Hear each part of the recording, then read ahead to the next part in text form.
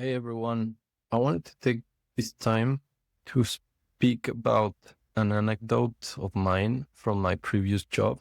And this is for people that want to get into crypto and start making money with bots and arbitrage and all of that.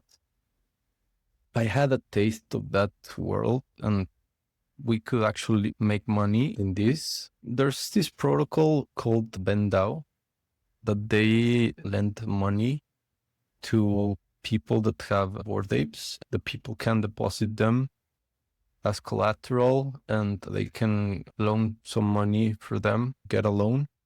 And at that time, the prices were falling very quickly of those NFTs. And so the thing is that if they were to fall below a certain threshold, a health factor, as they called it, anyone could start up a bid for those NFTs. And if you were the first to bid on the NFT, when the original owner reclaimed it and paid back his dues, you would get 5% for being the first one to initiate the auction. And that was the incentive to keep the protocol safe. It turned out great.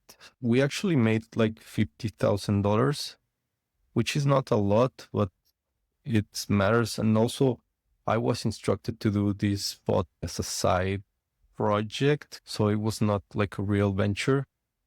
But the problems that I encountered with these, the following. Like first, I had to become familiarized with the protocol and the smart contracts and Solidity, how they worked, how the protocol operated. And I did a bunch of maths, like you can see here, to calculate the interest of when the NFTs were going to expire and calculate the compound interest. But at the end of the day, it didn't even matter because all of the health factors that were detonated were because of the Oracle setting up prices that were very low. We actually ditched that logic and just started like spying on the Oracle whenever he set up new prices. And based on those prices, we just calculated if the health factor was going to be less than 1. And if it was, we submitted an auction. We also had 2 or 3 guys that were competing with us, and the competition ended up being who was the first to submit the transaction and bribe the network, in this case Ethereum, so that you get your bundle included with FlashBots. And that was pretty much it. After that, when the competition started getting a little bit uncomfortable, I got moved to another area, and that's how I lost track of this project. But I would say that it's definitely possible to make money doing these kinds of things, but opportunities are quite rare. They're not so frequent. And also for this bot, you also had to deposit money from your own money, and these NFTs were expensive.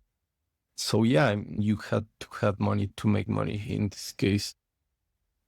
And if you don't have any money, you can still do it, like doing some arbitrage between AMMs, but that's gonna be way harder and the competition is going to be a lot more fierce.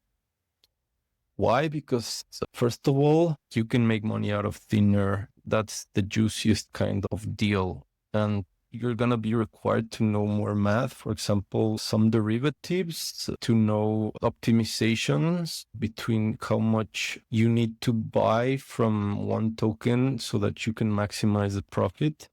Because technically the price decreases once you start buying up more and more, or increases, sorry. So it becomes less profitable. So you need to calculate the ideal amount and also make all of the connections between the AMMs. And you also need to have a decent knowledge of how the liquidity concentrated pool works, which is more complicated. If you are interested, it's definitely possible, but I would say you need to be very smart to pull this kind of feat.